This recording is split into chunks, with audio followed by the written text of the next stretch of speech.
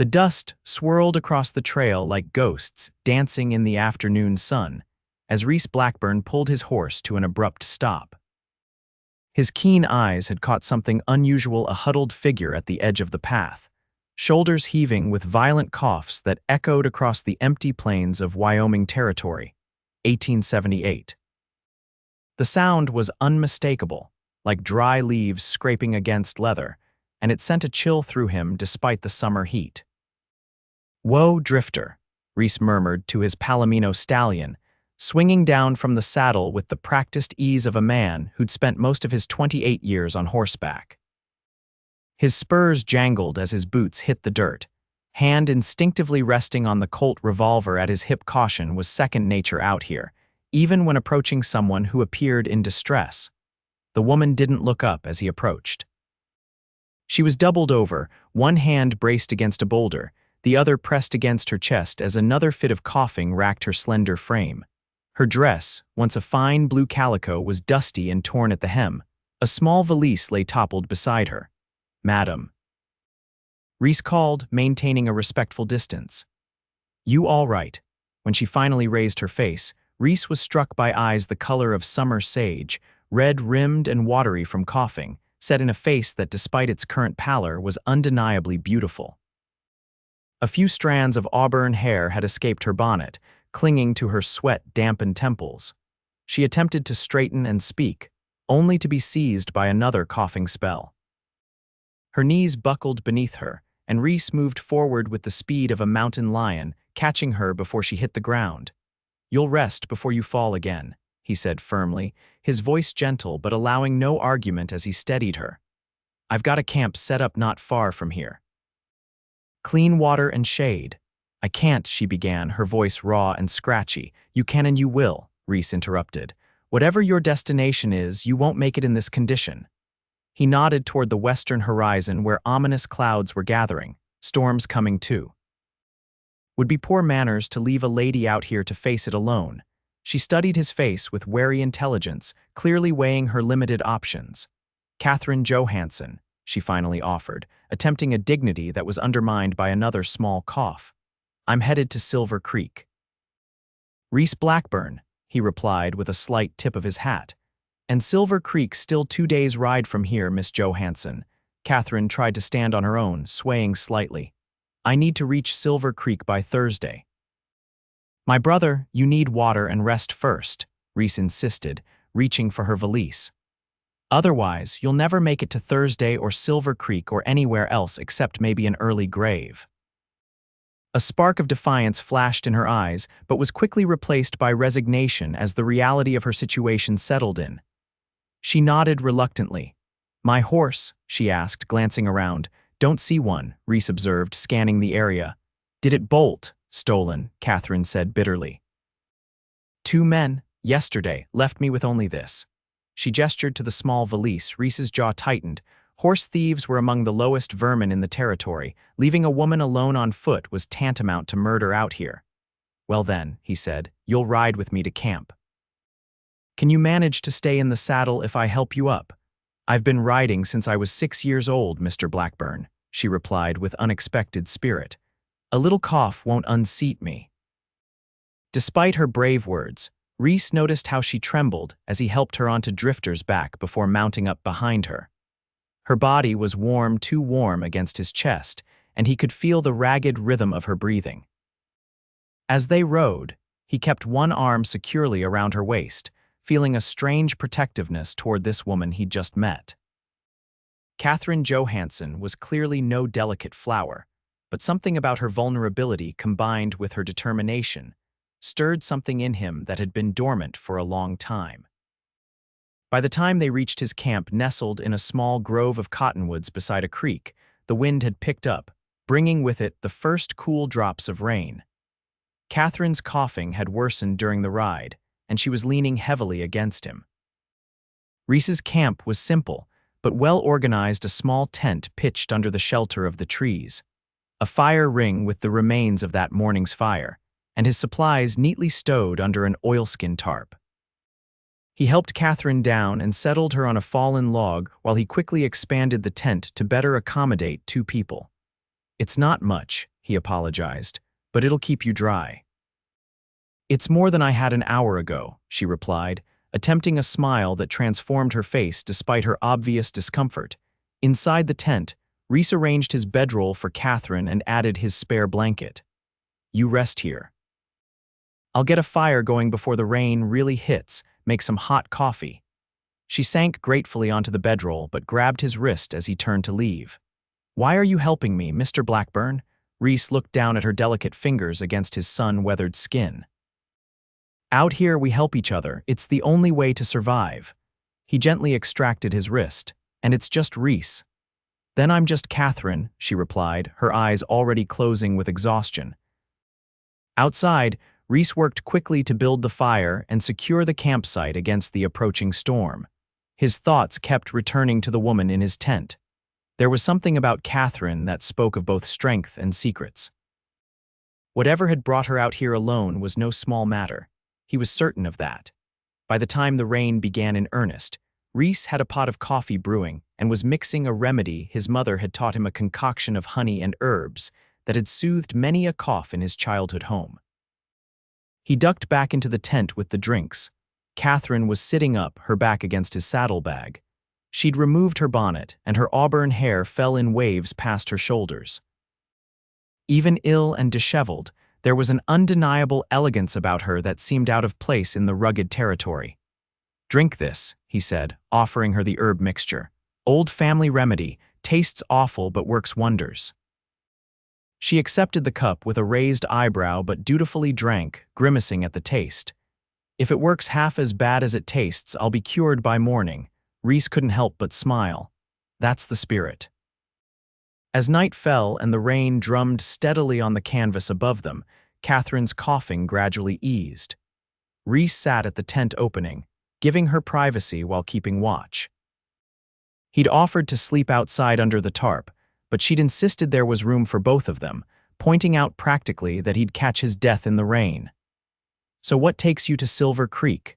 Reece asked, partially to keep her mind off her discomfort and partially out of genuine curiosity. Katherine was silent for so long he thought she might have fallen asleep. "My brother," she finally said. "He's in trouble." "What kind of trouble needs a sister riding alone through dangerous territory?" Reece pressed gently. She sighed, the sound mingling with the patter of rain. "The kind that comes from trusting the wrong people. He's younger than me, just 20. Passionate, idealistic, reckless." Her voice softened with obvious affection. "He went west 6 months ago to make his fortune in the mines, fell in with some men who convinced him to invest in their claim. Now they're threatening him, saying he owes them money." "And you're riding to his rescue," Reece observed. "He's all the family I have left," she said simply, as if that explained everything. In a way, it did. Reece knew about the fierce loyalty family could inspire. He'd felt it once, before the war and the fever that followed had taken his parents and younger sister. Now he rode alone, working as a scout, tracker, and occasional deputy when settlements needed extra help. He'd built a life of movement and solitude, convincing himself it was freedom rather than loneliness that drove him. "I have some money," Katherine continued, breaking into his thoughts. "Not much, but enough to pay his debt and bring him home to Chicago." "Chicago," Reece repeated. That explained her refined manner. "Long way from home, Miss Katherine." "Yes," she agreed quietly. "A very long way." The following morning dawned clear and fresh, the storm having washed the world clean. Reece woke at first light to find Katherine still sleeping, her breathing easier than the day before, though occasionally interrupted by a lighter cough. Her fever had broken sometime in the night, and color had returned to her cheeks. He slipped out quietly to check on Drifter and prepare a simple breakfast of bacon, biscuits, and strong coffee. The aroma must have roused her, for she emerged from the tent just as he was turning the bacon, her hair hastily pinned up and her dress smoothed as best she could manage. "You look better," he observed, pouring her a cup of coffee. "I feel better," she acknowledged, accepting the cup gratefully. "Your remedy, despite its atrocious flavor, seems to have worked." They ate in companionable silence, the only sounds the sizzle of bacon and the morning calls of birds in the cottonwoods. Katherine seemed more relaxed than she had been the previous day, though Reece could still see worry etched in the fine lines around her eyes. "I need to reach Silver Creek by tomorrow," she said finally, setting aside her empty plate. "My brother's letter said they've given him until Friday noon to pay, if I'm not there." She left the consequences unspoken. Reece considered this as he sipped his coffee. He had no pressing obligations. He'd been on his way to Laramie for the winter, but that could wait. And the thought of Katherine continuing alone didn't sit well with him. "I'll take you," he decided. "We can make Silver Creek by tomorrow evening if we ride hard and the weather holds." Surprise and gratitude flashed across her face. "You don't have to do that. You've already been more than kind." "I know these trails better than most," he said practically. "And those horse thieves might still be around. 2 guns are better than 1. What Reece didn't say was that he felt strangely compelled to see this through, to make sure Katherine reached her brother safely. There was something about her courage and determination that resonated with him, awakening feelings he'd long suppressed. They broke camp efficiently, Katherine insisting on doing her share despite Reece's protests. She moved with purpose, and he found himself admiring the graceful way she worked, so different from the illness-weakened woman he'd found by the trail. Within an hour they were back on the trail, Katherine seated behind Reece on Drifter. The stallion was strong, but carrying double would slow them down. They would need to stop more frequently to rest the horse. As they rode, Katherine told Reece more about her life in Chicago, where she worked as a schoolteacher. Her parents had died within a year of each other, leaving her to raise her brother Ryan. She spoke of their small apartment, her students, the bustle of city life, all so different from the vast, open territory they now traversed.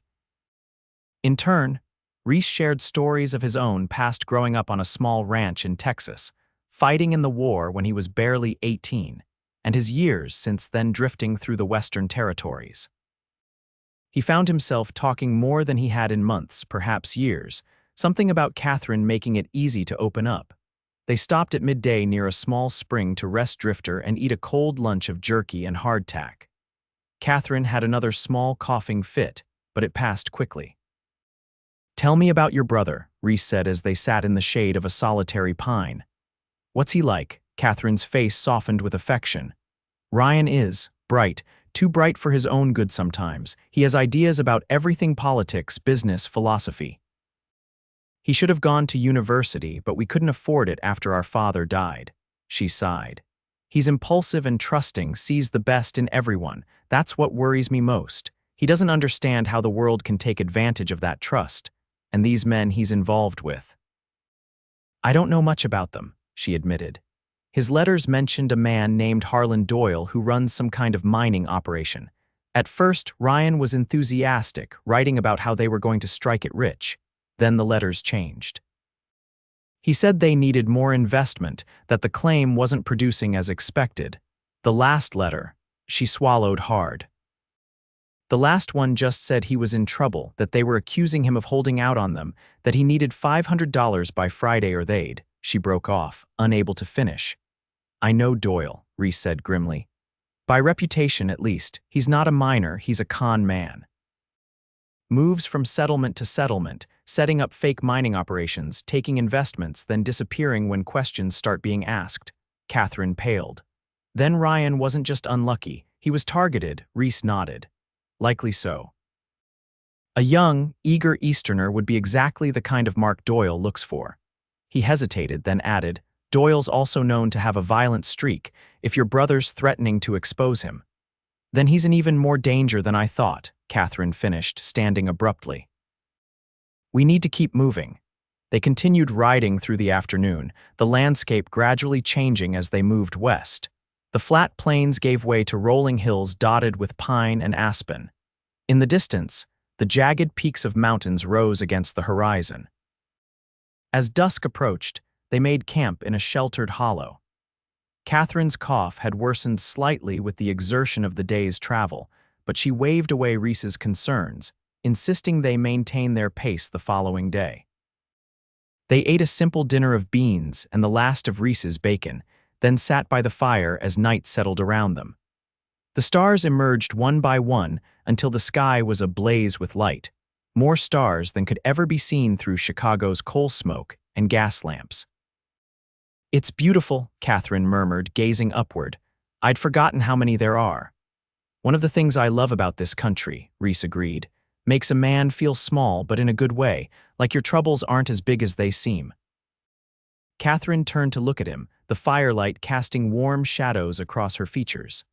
"Have you ever thought of settling somewhere, Reece? Having a home, a family?" The question caught him off guard. "Used to," he admitted after a moment.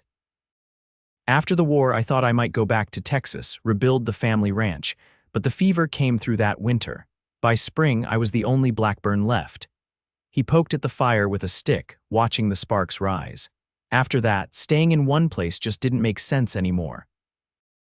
"I'm sorry," she said softly, and he could tell she understood loss in a way few people did, not just sympathizing with it but knowing its contours intimately. "Been a long time now," he said with a shrug that belied the old ache her question had stirred. "What about you? Ever think about something beyond teaching in Chicago?" Katherine smiled wistfully. "Sometimes. I love my students, but—" She hesitated. "There are days I feel like I'm living someone else's life, following a path chosen for me rather than one I chose. And what would you choose?" Reece asked, genuinely curious. "I don't know," she confessed. "Something bigger maybe, more meaningful. I've always wanted to travel, to see more of the world than just Chicago." "Well," Reece said with a small smile, "you're certainly seeing a different part of it now."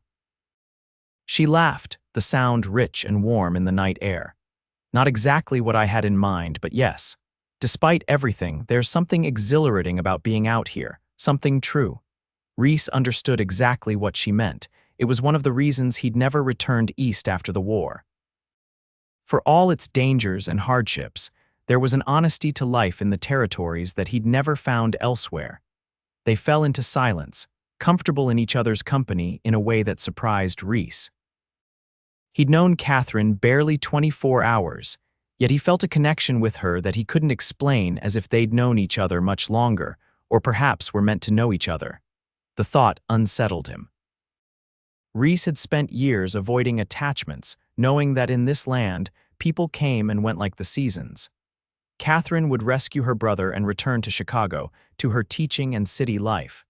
Their paths had crossed briefly, that was all. Yet as they settled for sleep, Reece on one side of the dying fire and Katherine on the other, he found himself wondering what it might be like to have someone like her in his life, permanently someone with courage and intelligence, and a spark that seemed to light up the world around her. In the morning, they set off early, pushing Drifter harder than Reece would have liked, but time was running short. If they maintained their pace, they would reach Silver Creek by nightfall. The terrain grew more challenging as they continued west, forcing them to slow in places where the trail narrowed or crossed rocky stretches. By midday, they had entered a region of steep-sided canyons and hidden valleys, the perfect territory for ambush. Reece's wariness increased. "We're getting close to Silver Creek country," he told Katherine during a brief stop. "This area's known for bandits. Keep your eyes open." She nodded, her face set with determination. The occasional cough still troubled her, but she'd regained much of her strength, sitting straight backed behind him on Drifter. They were traversing a narrow path along a canyon wall when Reece heard the telltale click of a rifle being cocked. He reacted instantly, pulling Drifter to a halt and reaching for his own weapon. "I wouldn't," called a rough voice from above them. "Not unless you want a bullet in that pretty lady's back." Reece looked up to see 3 men positioned on the rocks above, rifles trained on them. His mind raced, calculating odds and options, none of them good. "What do you want?" he called, keeping his voice steady. The apparent leader, a stocky man with a week's worth of beard, grinned unpleasantly. "Just a toll for using our trail, say, whatever you're carrying plus the horse."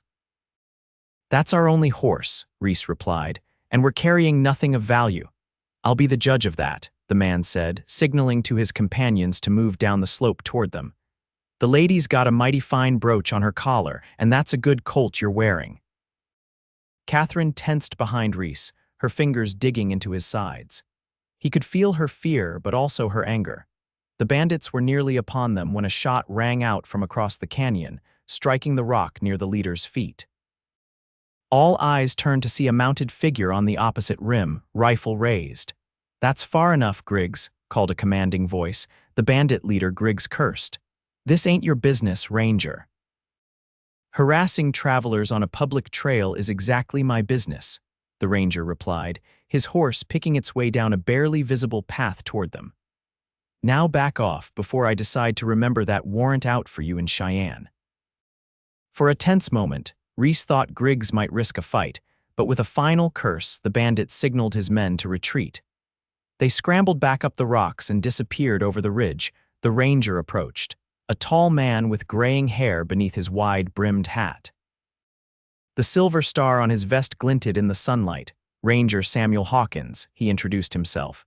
"You folks all right? Thanks to you," Reece acknowledged, holstering his weapon. "I'm Reece Blackburn. This is Miss Katherine Johansson. We're headed to Silver Creek." Hawkins nodded. "I'm headed that way myself. Might be safer if we ride together. Griggs and his boys might think twice about coming back if there's 3 of us." They gratefully accepted the offer.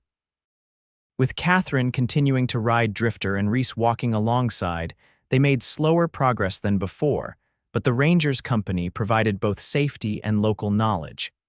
"What brings you to Silver Creek?" Hawkins asked as they traveled. "Not much there except the mines and too many men hoping to get rich quick." Katherine briefly explained about her brother, mentioning Harlan Doyle. The Ranger's expression darkened at the name. "Doyle," he spat. "Been trying to build a case against him for months. Slippery as an eel and twice as poisonous. Your brother's not the first young man he's taken advantage of." "Do you know where we might find him?" Katherine asked anxiously. "Doyle runs his operation out of the Silver Nugget Saloon," Hawkins replied. "Owns it, in fact. It's where he finds most of his marks young miners flush with their first earnings or Easterners looking to invest in the next big strike." "And my brother," Katherine pressed. "Ryan Johansson," Hawkins shook his head. "Name's not familiar, madam. But Silver Creek's grown considerably this past year with the new mines opening. Hard to keep track of everyone coming and going." As the sun began its descent toward the western mountains, the first buildings of Silver Creek came into view, a sprawling settlement nestled in a valley between towering peaks. Unlike the orderly towns of the east, Silver Creek had grown organically. Buildings clustered haphazardly along winding streets that followed the contours of the land. "Silver Nuggets on the main street," Ranger Hawkins told them as they entered the town. "But I'd advise against confronting Doyle directly, especially with a lady present. He doesn't take kindly to threats, and he's got men who are paid to handle problems." "I need to find Ryan first anyway," Katherine said, scanning the busy streets anxiously. "He was staying at a boarding house run by a Mrs. Peterson, according to his letters." "I know the place," Hawkins nodded. "Over on Pine Street, respectable establishment, one of the few in town." They made their way through the bustling settlement, drawing curious glances. New arrivals weren't unusual in a mining town, but a well-dressed woman certainly was. Katherine held her head high, ignoring the stares and occasional comments from miners and townsmen. Peterson's boarding house was a 2-story wooden structure with a small front porch and neatly curtained windows, a touch of civilization amid the rough-hewn buildings surrounding it.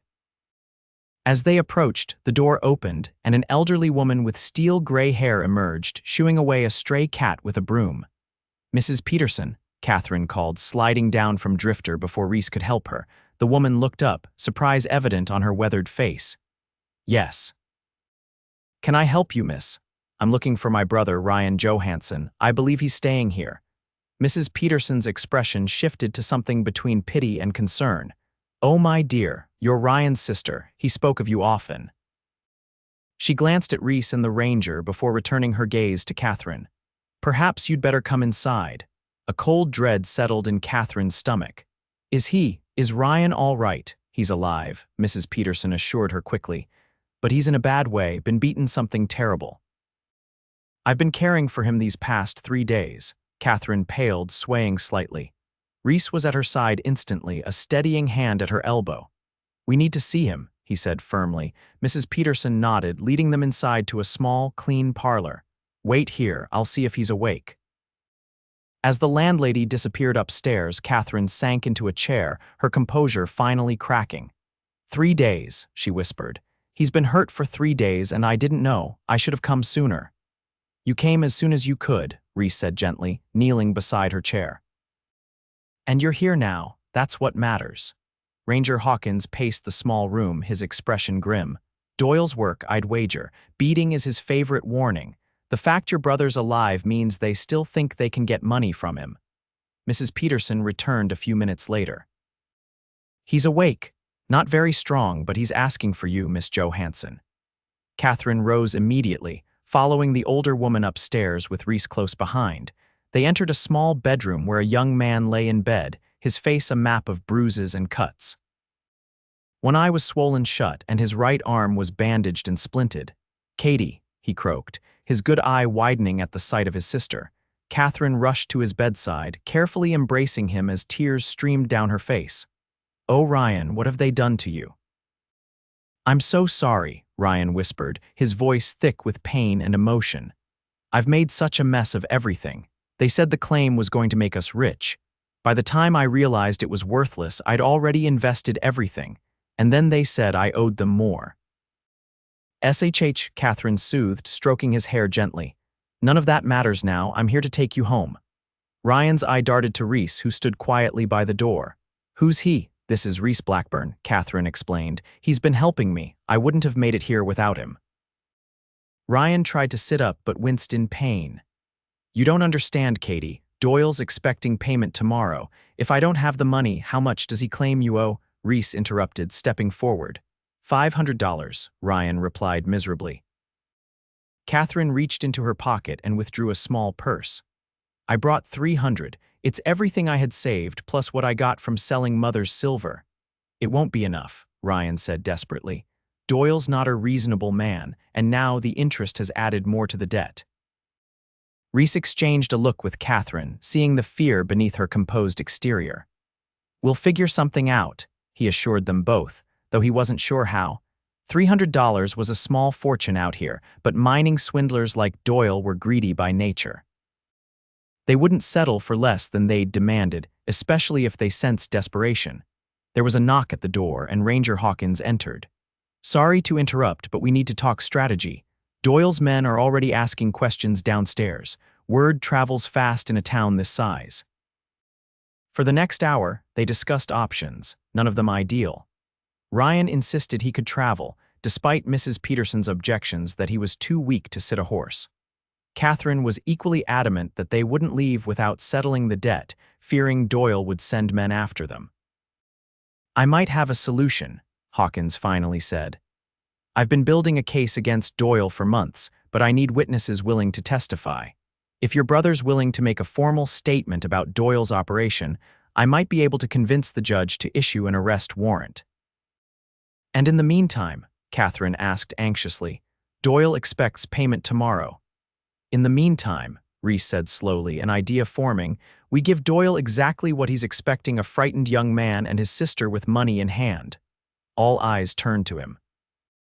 You're suggesting we walk into the lion's den? Katherine asked incredulously. I'm suggesting we make Doyle think he's getting what he wants, Reece clarified. While Ranger Hawkins prepares his case, if Doyle believes you're there to pay, he'll be less likely to cause trouble. And when he realizes we're short $200, Ryan asked weakly. We'll negotiate, Reece said with more confidence than he felt. Offer the $300 as a good faith payment with the rest to follow.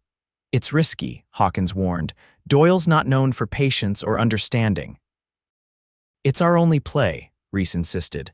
Unless you can get that warrant by noon tomorrow. The ranger shook his head reluctantly. Judge Thornton's in Red Rock. Even riding through the night, I couldn't get there and back in time. As the others continued discussing details, Katherine pulled Reece aside. Why are you doing this? She asked quietly. You've already done more than anyone could expect. This isn't your fight. Reece looked into her eyes, seeing the mixture of gratitude and concern there. Maybe I want it to be, he admitted, surprising himself with his honesty. Maybe I've spent too long avoiding fights that matter. Katherine held his gaze for a long moment before reaching out to squeeze his hand. Thank you, she said simply, but the warmth in her voice carried far more meaning than the words themselves. They finalized their plan over a simple dinner provided by Mrs. Peterson. Ryan would rest through the night to regain as much strength as possible. In the morning, Reece, Katherine, and Ryan would go to the Silver Nugget to meet with Doyle, while Ranger Hawkins gathered evidence and support from other victims of Doyle's schemes. As night fell over Silver Creek, Reece found himself unable to sleep despite the comfort of a real bed missus. Peterson had insisted he stay at the boarding house. His mind kept returning to all the ways tomorrow could go wrong. Doyle was unpredictable and dangerous, backed by men who wouldn't hesitate to use violence. Yet beneath the worry was a strange certainty that he was exactly where he needed to be. For years, Reece had drifted without purpose, taking odd jobs and moving on before connections could form. Now, in the span of 2 days, he'd found someone worth fighting for. The thought should have terrified him. Instead, it brought an unexpected peace. A soft knock at his door roused him from his reflections. He opened it to find Katherine standing in the hallway, a shawl wrapped around her shoulders over her nightdress. "I couldn't sleep," she explained softly. "I saw the light under your door." Reece stepped back, allowing her to enter. It wasn't proper, but propriety seemed a distant concern compared to the dangers they would face tomorrow. Katherine moved to the window, gazing out at the moonlit street below. "Ryan's finally resting," she said. "Mrs. Peterson gave him something for the pain." "That's good," Reece replied, maintaining a respectful distance. "He'll need his strength tomorrow." She turned to face him, her expression troubled. "I'm afraid, Reece, not just of Doyle, but of what happens after. Ryan needs medical attention, real doctors.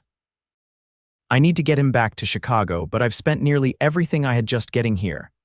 "We'll figure it out," Reece assured her. "One problem at a time." Katherine smiled faintly. "You make it sound so simple." "Nothing simple about it," he acknowledged. "But worrying about everything at once won't help." She studied him in the lamplight.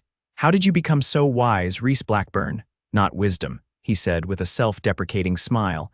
"Just a lot of mistakes to learn from." Katherine moved closer, close enough that he could catch the faint lavender scent of her hair. "I've been thinking about what you said earlier, about wanting this to be your fight." She hesitated. "Why me? Why this fight?" Reece considered his answer carefully.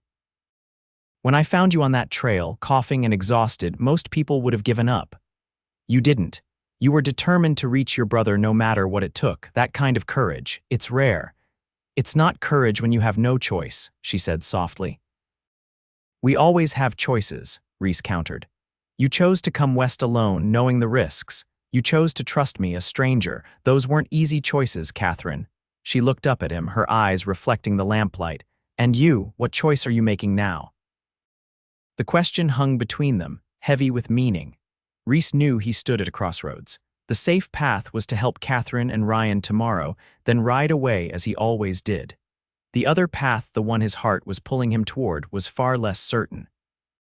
"I'm choosing to stop running," he said finally, the words feeling right as they left his mouth. "I'm choosing to see where this leads, if you'll let me." Katherine's expression softened. "I think I'd like that very much." They stood in silence for a long moment, the air between them charged with unspoken possibilities. Finally, Katherine stepped back. "I should go," she said reluctantly. "Tomorrow will come early enough." Reece nodded, though everything in him wanted to ask her to stay. "Try to rest," he said instead, opening the door for her. As she passed, Katherine paused and rose on tiptoe to place a gentle kiss on his cheek.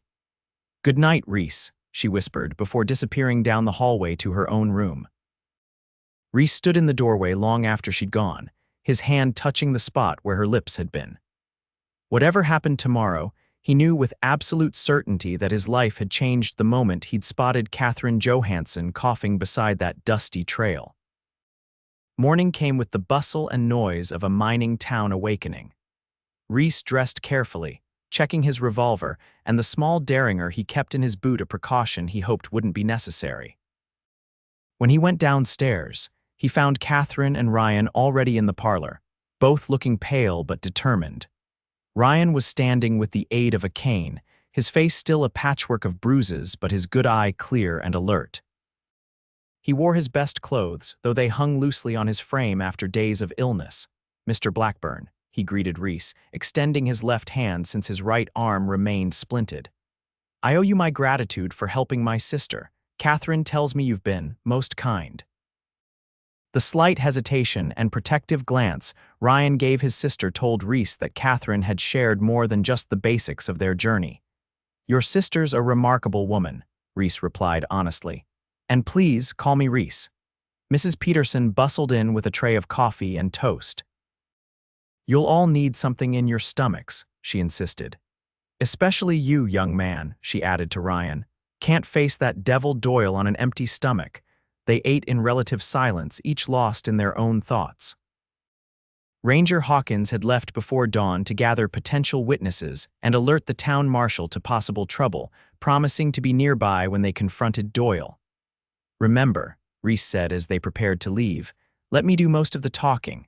Doyle respects strength. If he senses fear or hesitation, he'll push harder." Katherine nodded, adjusting her hat. She wore her best dress, a deep blue that brought out the color of her eyes, and carried a small reticule containing the money. Despite the circumstances, Reece couldn't help but notice how beautiful she looked, her auburn hair neatly arranged, her posture straight and dignified. The silver nugget was already busy despite the early hour, miners and gamblers from the night before still lingering over cards and whiskey. Heads turned as they entered a well-dressed woman. A battered young man and a grim-faced cowboy made an unusual trio in such an establishment. A burly man behind the bar eyed them suspiciously. "Help you folks. We're here to see Mr. Doyle," Reece stated firmly. "Tell him Ryan Johansson is here with his payment." The bartender's expression shifted to understanding. "Wait here," he grunted. Disappearing through a door behind the bar, Katherine moved closer to Reece, her shoulder brushing his arm. "I don't see Ranger Hawkins," she whispered anxiously. "He'll be around," Reece assured her, though he too was concerned by the ranger's absence. The door behind the bar reopened and the bartender jerked his head toward it. "Back there. Doyle's waiting." Reece led the way, hyper-aware of the tension in the room and the vulnerable pair behind him. They entered a well-appointed office that stood in stark contrast to the rough saloon plush carpets, polished desk, bookshelves lined with leather-bound volumes that Reece suspected had never been opened. Harlan Doyle rose from behind the desk, a smile that didn't reach his eyes spreading across his fleshy face. He was older than Reece had expected, perhaps in his 50s, with thinning hair carefully arranged to hide his baldness and an expansive waistcoat stretching across his considerable girth. "Young Johansson," he boomed with false joviality. "I see you've brought reinforcements." His gaze settled on Katherine, assessing and appreciative in a way that made Reece's jaw clench. "And who might this lovely lady be, my sister?" Ryan replied stiffly. "Katherine Johansson." "Charmed Miss Johansson," Doyle said with an exaggerated bow. "Though I must say, I'm surprised to see a refined Eastern lady in my humble establishment." "I'm here to settle my brother's debt," Katherine replied coolly, unflinching under Doyle's scrutiny. Doyle chuckled, returning to his seat and gesturing for them to sit in the chairs across from him. Two men stood silently by the door, hired muscle with hard eyes and visible weapons. "Very direct. I appreciate that in business dealings," Doyle said, steepling his fingers. "Your brother owes me $500 plus interest. Let's call it an even 600, shall we?" Katherine's composure faltered slightly. 600. "That's the price of doing business, my dear," Doyle interrupted smoothly. "Investments carry risk. Your brother understood that when he joined our venture." "A venture that never existed," Ryan said bitterly, then winced as one of the men by the door stepped forward menacingly. Reece placed a restraining hand on Ryan's shoulder. "We've come to offer $300 as a good faith payment," he said, addressing Doyle directly, "with the understanding that the rest will follow once Mr. Johansson returns to Chicago and arranges his affairs." Doyle's smile disappeared. "That wasn't our arrangement. I've been more than patient with young Johansson here. My investors expect returns, not partial payments and promises." "Your investors?" Reece echoed skeptically. "Or do you mean the next batch of unsuspecting young men you plan to swindle?" The temperature in the room seemed to drop. Doyle's eyes hardened as he leaned forward. I don't believe we've been introduced, Mr. Blackburn, Reece Blackburn. Well, Mr. Blackburn, I don't recall inviting you to this discussion. This is between me and the Johanssons. I'm making it my business, Reece replied evenly. $300 is a fair settlement for a fraudulent investment scheme. Doyle's face flushed with anger. Fraudulent. I ran a legitimate mining operation. The fact that it didn't produce as expected is the nature of the business. Is that what you told the Weber brothers before they lost their farm? Came a new voice from the doorway. Or Thomas Miller before he hung himself when he couldn't pay his debt? All heads turned to see Ranger Hawkins standing there, flanked by the town marshal and several grim-faced men miners by the look of them. This is a private meeting, Ranger, Doyle said coldly. I suggest you take your posse and leave. Not happening, Doyle, Hawkins replied, stepping into the room. I've got statements from 7 men who invested in your legitimate mining operation. Interesting how none of them ever saw this mine or any ore from it. The men by the door shifted uneasily, hands moving toward their weapons. Reece tensed, ready to move if necessary. Careful, boys, the town marshal warned, his hand resting on his own holstered pistol. Don't make this worse than it already is. Doyle's eyes darted around the room, calculating. Reece could almost see the man's mind working, looking for an escape route. This is absurd, Doyle finally sputtered. You have no evidence, just the word of disgruntled investors who don't understand the risks of the mining business. We have ledgers, Hawkins countered. Found them in your clerk's desk this morning. Detailed records of money coming in, but no records of any actual mining operations. That's more than enough for Judge Thornton. Doyle's composure cracked. Burton, he snapped at one of his men. Get Jennings and the others. Now, the man hesitated, looking between his boss and the lawman. I wouldn't, Reece advised quietly. Your boss is finished, don't go down with him. A tense silence filled the room as Burton made his decision. Finally, he stepped away from the door, hands raised slightly. Sorry, boss, not worth hanging for. Doyle's face contorted with rage.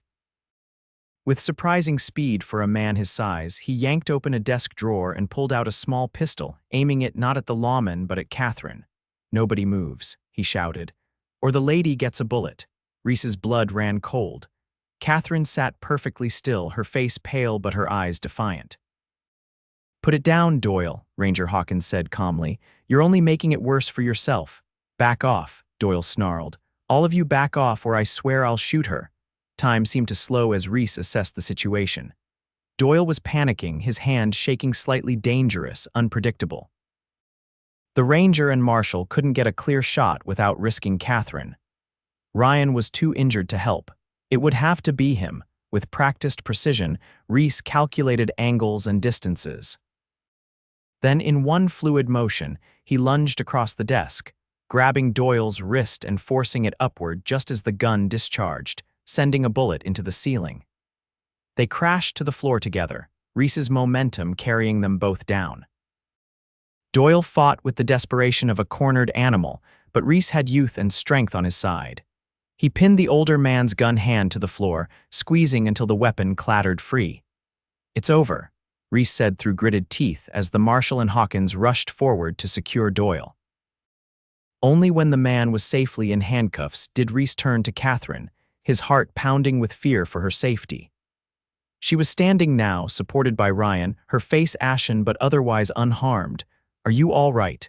He asked urgently, crossing to her side. She nodded, then suddenly threw her arms around him, burying her face against his chest. I thought he was going to kill you, she whispered, her voice muffled against his shirt. Reece held her close, breathing in the scent of her hair, overwhelmed by relief and something deeper, something that had been growing since he'd found her on that dusty trail. Takes more than the likes of him to do that, he assured her softly. The next hours passed in a blur of statements given and documents signed.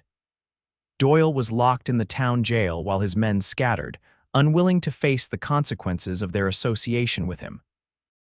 The marshal recovered ledgers and correspondence that would ensure Doyle spent years behind bars for his schemes. Most importantly for Ryan, all debts were declared void. The $300 Katherine had brought would now go toward their journey home, a journey that suddenly filled Reece with dread.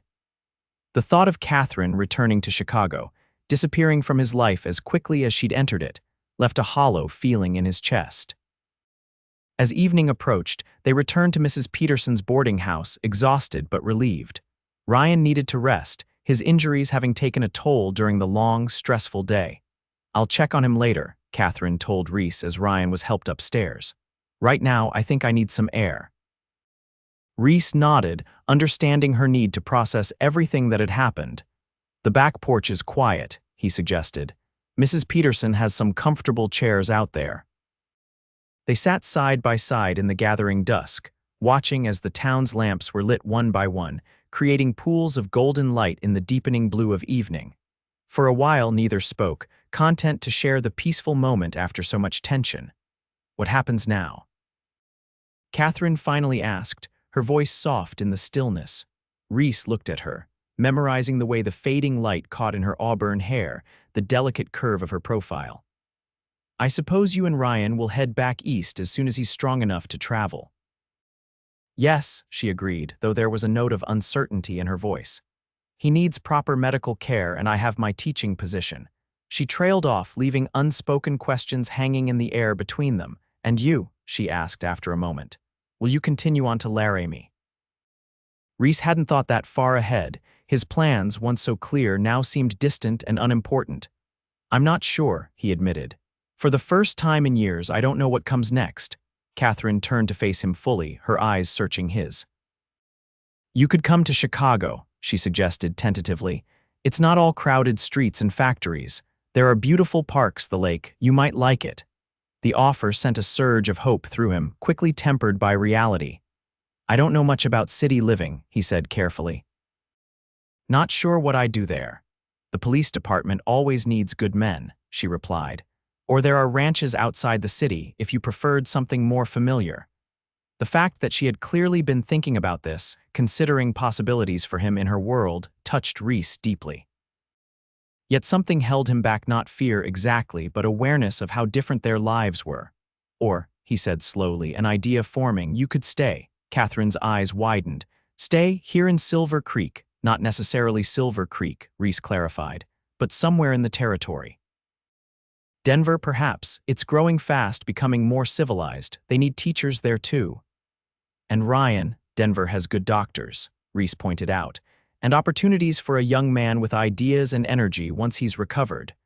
Katherine was silent for a long moment, considering. "It's a big decision," she finally said. "I've never thought about not returning to Chicago." "I know," Reece acknowledged, "and I'm not asking you to decide right now. Ryan needs time to heal anyway. Just think about it," she smiled then, reaching out to take his hand. "I will, I promise." They sat together as darkness fell completely, hands entwined, each contemplating a future neither had imagined just days before. Whatever came next, Reece knew with certainty that finding Katherine coughing beside that trail had changed the course of his life, and he wouldn't have it any other way. 2 weeks passed in a blur of healing and decisions. Ryan grew stronger each day under Mrs. Peterson's motherly care, and the attention of Silver Creek's doctor, a surprisingly competent young physician who had trained in Boston before seeking adventure in the West. Katherine spent her days caring for her brother and exploring Silver Creek, discovering that, beneath its rough exterior, the mining town had unexpected charms: a small library maintained by the minister's wife, a group of women who gathered to quilt and share news, even a fledgling school that desperately needed qualified teachers. Reece divided his time between helping Ranger Hawkins wrap up the case against Doyle and riding the surrounding countryside, his mind constantly returning to the conversation on Mrs. Peterson's porch. He hadn't pressed Katherine for an answer about staying, wanting to give her space to consider all options without pressure. On a crisp autumn morning, Reece returned from a ride to find Katherine waiting for him on the boarding house steps, a letter in her hand. "News from Chicago," she explained as he tied Drifter to the hitching post. "The school board has written asking when I plan to return. They've hired a temporary replacement, but need to know if they should make other arrangements." Reece nodded, careful to keep his expression neutral despite the sudden tightness in his chest. "And what will you tell them?" Katherine looked down at the letter, then back up at him, her eyes clear and determined. I'm going to tell them they should hire someone permanently. The words took a moment to register. When they did, Reece felt a surge of hope so powerful it nearly took his breath away. You're staying, she smiled, the bright, unreserved smile that had captivated him from the start. I'm staying, Ryan and I both. He's already talking to Mr. Henderson at the assay office about a position once his arm heals. And you? Reece asked, stepping closer. The school committee has offered me a position, she replied. They're building a proper schoolhouse next spring. Until then, classes will be held in the church. Reece couldn't contain his grin. Silver Creek won't know what hit it. There's something else, Katherine added, a hint of nervousness entering her voice. Something I need to ask you. Anything, Reece said without hesitation. Katherine took a deep breath. All these plans, mine and Ryan's, they're dependent on knowing where we'll be living. Mrs. Peterson has been wonderful, but we can't stay in her boarding house forever. I've been thinking about that, Reece admitted. There's a small ranch for sale about 3 miles outside town. Nothing fancy, but it has a good house, clean water, enough land for a decent herd. Katherine's eyes widened. You're buying a ranch, I'm considering it, he replied carefully, if I had a reason to put down roots. Understanding dawned in her eyes. And would there be room in this house for a schoolteacher and her recovering brother, at least until other arrangements could be made? Reece stepped closer still, close enough to see the flecks of gold in her green eyes. There would be room for a schoolteacher, certainly. As for her brother, he smiled. The bunkhouse might suit a young man looking for independence. Katherine laughed, the sound bright in the morning air. You've thought this through. I've had little else on my mind these past weeks, Reece confessed, reaching for her hands. Katherine, I know this is fast. We've known each other barely a month, but I've never been more certain of anything in my life. She squeezed his hands gently. What are you certain of, Reece Blackburn? That I love you, he said simply. That finding you coughing beside that trail was the best thing that ever happened to me, that I want to build a life with you if you'll have me. Tears welled in Katherine's eyes, but her smile was radiant. I love you too, she whispered. And yes, I'll have you, ranch house and all. Reece pulled her close, his heart fuller than he'd ever thought possible. When their lips met, it felt like coming home after a lifetime of wandering. 6 months later, on a perfect spring day with wildflowers blooming across the prairie, Reece stood before the small white church in Silver Creek, watching as Katherine walked toward him on Ryan's arm. Her wedding dress, sewn by the women of the town who had quickly come to love the new schoolteacher, gleamed in the sunlight streaming through the windows. As she joined him at the altar, Reece thought back to that dusty trail and the woman he'd found coughing beside it. You'll rest before you fall again, he'd told her then, having no idea that in saving her, he was saving himself as well. When the minister pronounced them husband and wife, the cheer that rose from the assembled townsfolk, miners and merchants, ranchers and railroad men, all of whom had come to respect the former drifter who'd helped bring down Harlan Doyle, and the schoolteacher who was transforming their children's futures, echoed the joy in Reece's heart. Later, as they rode to their ranch in a wagon decorated with ribbons and flowers by Katherine's students, she leaned against his shoulder, her hand in his. Happy, he asked, though her radiant smile had already answered the question. Completely, she assured him, gazing out at the rolling landscape that was now their home. It's strange to think that a month of illness changed everything. If I hadn't gotten sick on that trail, I'd have found you anyway, Reece said with absolute certainty. Some things are meant to be. Katherine laughed, the sound that had become his favorite music. My practical cowboy talking about destiny, call it what you will, he replied, pressing a kiss to her temple. I'm just grateful I was on that trail when you needed me. As am I, she said softly. And now we have all our trails to travel together. As they approached the ranch, their ranch with its freshly painted house and new barn, the future stretched before them full of promise. There would be challenges, of course. Life in the territories was never easy. But together, Reece knew they could face whatever came their way. That evening, as the sun set in a blaze of gold and crimson over the western mountains, Reece and Katherine stood on the porch of their home, arms around each other, watching as the first stars appeared in the darkening sky. "Welcome home, Mrs. Blackburn," Reece murmured against her hair. Katherine turned in his arms, her face tilted up to his, eyes shining with love. "I am home," she whispered. "Wherever you are, that's my home now."